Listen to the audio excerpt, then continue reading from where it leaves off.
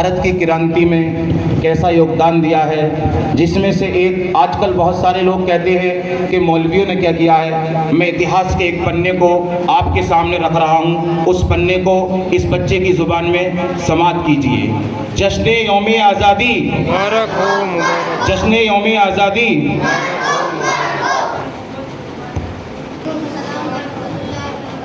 آج کا جو یہ دن ہے 15 اگست، اس دن کے 15 اگست 1947 میں ہمارا دیش آزاد ہوا تھا، اور اسے آزاد کرنے کے لیے کوئی ایک یا دو انسانوں نے شہادتیں نہیں دی تھی۔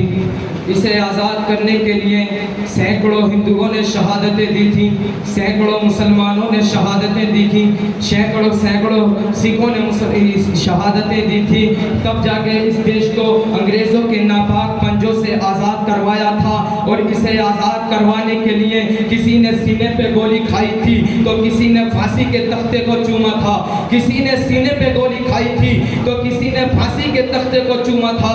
کوئی انگریزوں کے سامنے ڈٹ کر کھڑا رہا تو کسی نے انگریزوں کے قدموں نہیں چومے، تو کسی نے انگریزوں کے قدم نہیں چومے۔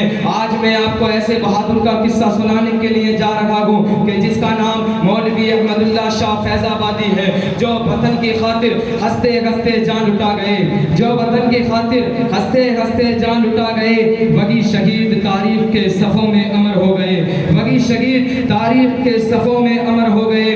1857 کی جنگ آزادی جب ہندوستان کی سرزمین پر قرار لگی تھی، ہر طرف خوف کا ماحول تھا۔ کچھ لوگ انگریزوں کی پیروی کر رہے تھے، کچھ لوگ انگریزوں کے غلام بن چکے تھے، لیکن کچھ بہادر لیڈر ایسے بھی تھے کہ جنہوں نے غلامی کو قبول کرنے کے بجائے آزادی کی راہ چنی۔ انہی میں ایک بہادر کا نام، انہی میں ایک لیڈر مجاہد کا نام مولوی احمد اللہ شاہ فیض آبادی ہے، کہ جو ایک عالم دین ہی نہیں بلکہ ایک بہادر لیڈر مجاہد اور ایک بہادر رہنما بھی تھے۔ انہوں نے لوگوں کے دلوں میں آزادی کا جذبہ پیدا کیا اور ظلم کے خلاف کھڑے ہونے کی ہمت دی اور انگریزی حکومت کے مقابلے کے لیے تیار کیا۔ نہ جھکے تھے، نہ بکے تھے، نہ کبھی ڈر پائے تھے، نہ جھکے تھے، نہ بکے تھے، نہ کبھی ڈر پائے تھے۔ حق کی راہ میں چل کر ہی وہ سرفروش کہلائے تھے، حق کی راہ میں چل کر ہی وہ سرفروش کہلائے تھے۔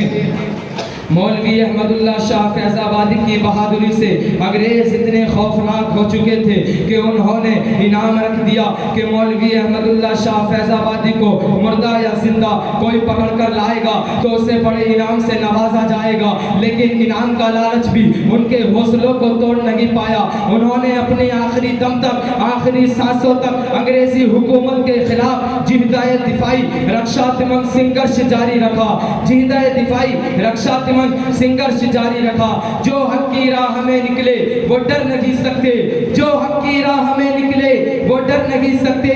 وطن کی خاطر جینے والے مر نہیں سکتے، وطن کی خاطر جینے والے مر نہیں سکتے۔ مولوی احمد اللہ شاہ فیض آبادی کا آج بھی نام ہندوستان کے مولوی احمد اللہ شاہ فیض آبادی کو آج بھی 5 جون 1857 عیسوی میں غداری اور فریب کے ذریعے شہید کر دیا گیا۔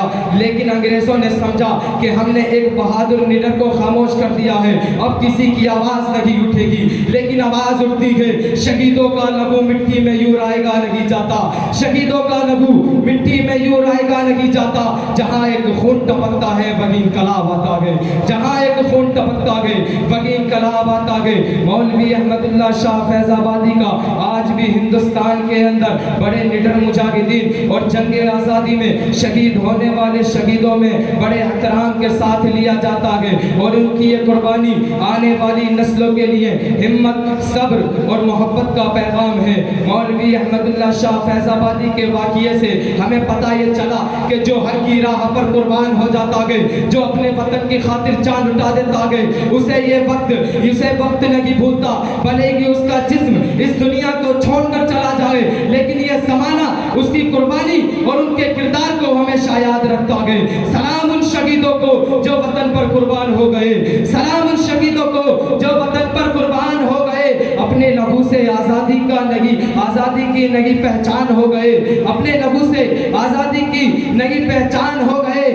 نہ مٹ سکے گا نام ان کا، نہ جھک سکے گا پرچم ان کا، نہ مٹ سکے گا نام ان کا، نہ جھک سکے گا پرچم ان کا۔ وہ رہبر وفات جو ہند کا ارمان ہو گئے، وہ